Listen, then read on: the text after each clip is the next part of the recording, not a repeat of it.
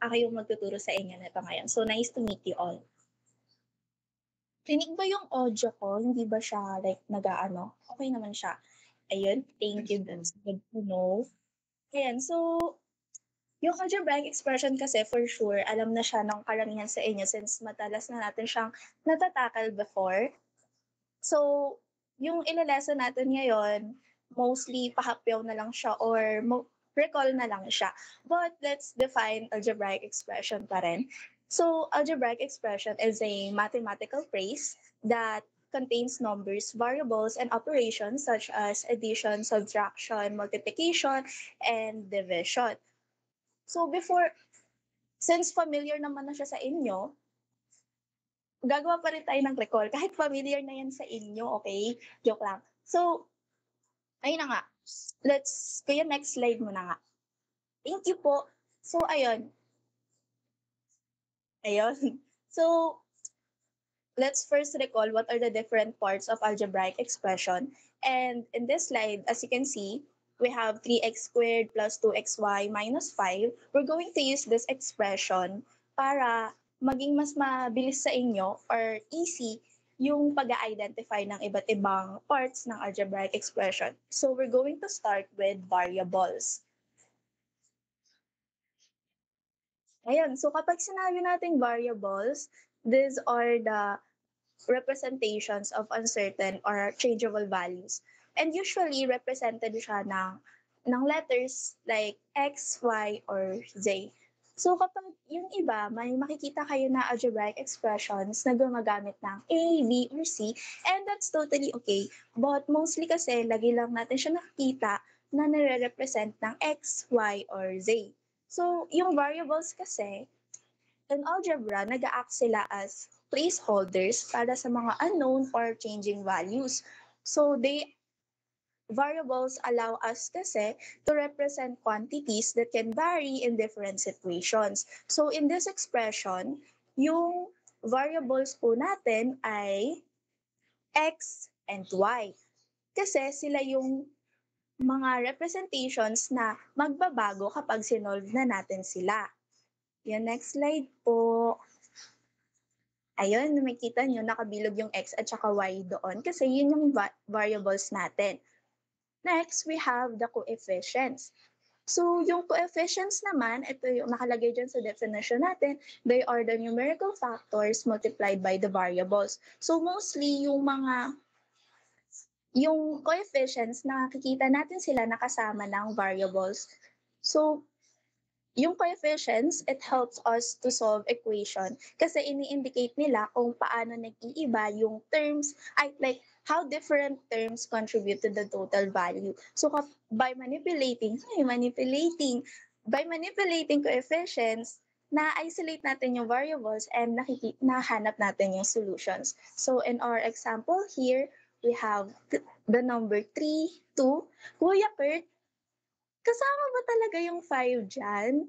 Feeling ko kasi hindi dapat or nalilito na Kasama naman. naman siya, no? Naman. Okay, ayun, nalito lang ako earlier kasi may Narinig nakita mo ako? ako. Oh, kuya, rinig ka naman. Yung coefficients daw kasi lagi niyang kasama yung variable and yung 5 kasi wala siyang kasamang variable. So ayun, medyo ano lang ako dun, nalito. Kasama ba dapat siya? Ayun. Kaya sabi ko kanina, wait lang. Ayun, next next slide. Hindi naman mabilis yung pagtuturo, naiintindihan naman. Ayan, okay, naiintindihan naman nila. So next, we have constants. Kapag sabi natin constants, from the word itself, hindi nagbabago. Ito yung mga fixed numerical values natin sa expression. So, yung constants natin is very important kapag nag-solve tayo ng algebraic expression. Why? Kasi nagpo-provide sila ng known values sa atin para matulungan tayo nun mag-determine ng mga values ng variables. Okay, next slide. Ay, hala. So, yung sa expression natin na yan, sorry, constant natin dyan is negative 5. Kasi ito yung value natin dyan na hindi magbabago. Tapos, ayun. So, ito naman, hindi pala to last, sorry. So, sa algebraic expression naman, meron tayong tinatawag na term. Ito yung single mathematical expression composed of variables, constants, or yung product of variables and constants. So, sa algebraic expression, most of the time, actually, hindi, ayoko talaga, most of the time, lagi silang separated by addition or subtraction operations. Like katulad ng makikita nyo dito sa example natin, we have the 3x squared, 2xy, and then 5. So these are different terms and sineseparate sila ng addition and subtraction operations. Ayun, next slide na po. Hello. So, ano pala? To also reduce confusion, meron ding mga in scenarios na the variables and the constants, the variables and the numbers are what we call to instead as the coefficients. Okay? Quote unquote coefficients. Ano siya? Uh, yun yung yun yung katawagan natin sa kanila. This is what is an algebraic expression is comprised of. And under that coefficients, yung tinatawag nating variables, we can also um, we can also call this as uh, literal coefficients. Okay? At least if ano, if ano yung na-discuss sa inyo ng school. Kasi this was also yung na-encounter ko na term when I was in grade 7. And the thing that we call the other one or yung mga number is what we call the numerical coefficient. Sorry sa ingay. Yan.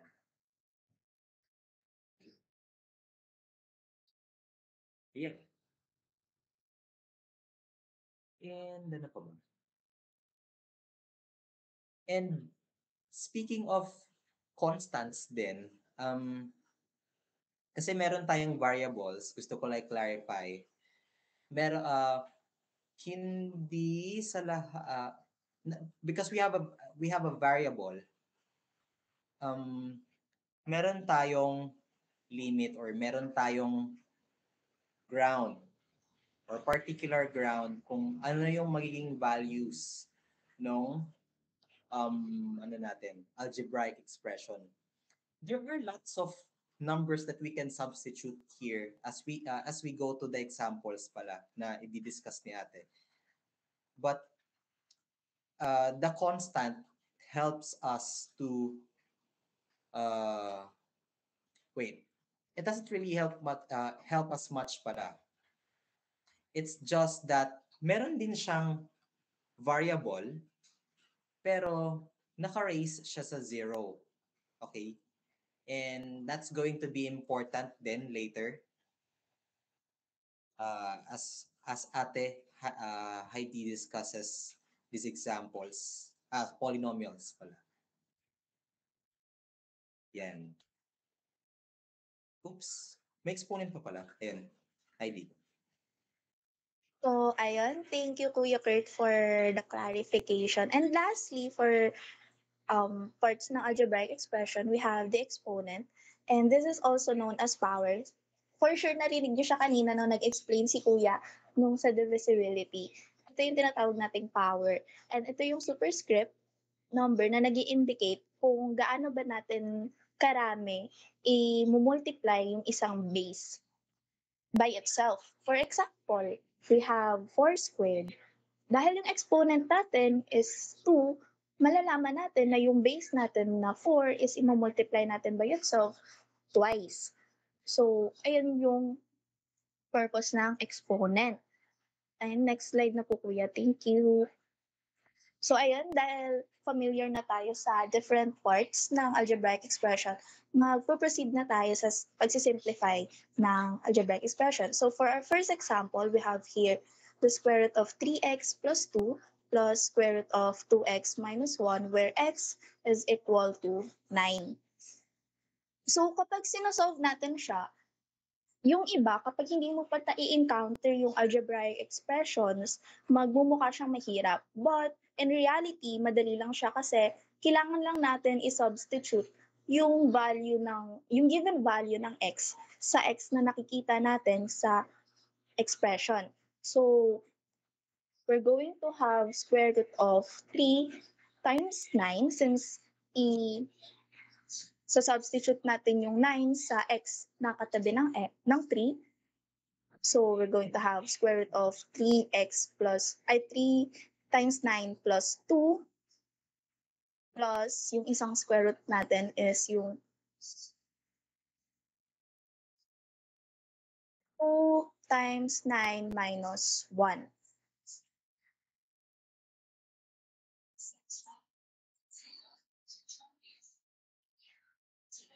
Kuya, actually, nakasulat na siya dun sa may PPT para di na ikaw mahirapan magsulat. Next slide mo na lang para hindi na ikaw mahirapan magsulat. Ayun, nakita niyo na. Para hindi na mahirap si kuya. So kapag sinimplify natin yung bago na natin expression since nag-substitute na tayo ng value ng x, we're going to have, i-divide natin since dalawang square root.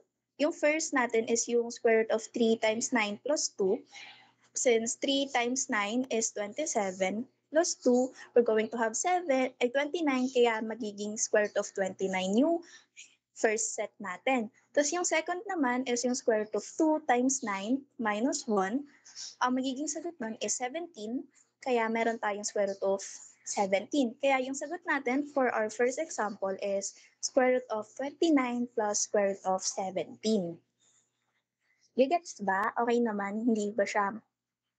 Ayun, good to know. Kaya next example na po. So ayun, sa second example naman natin, kanina nakita nyo, isa lang yung yung variable natin, which is x lang. But here sa ating second example, we have y na rin. So we have 3x squared plus 2xy minus 5, where x is equal to 3 and y is equal to 7. So same procedure lang din siya. We're just going to substitute the given values sa x and y natin. Ayun, katulad ng sinusulat ni Kuya Kurt, we have 3 times 3 squared plus 2 times 3 times 7 minus 5.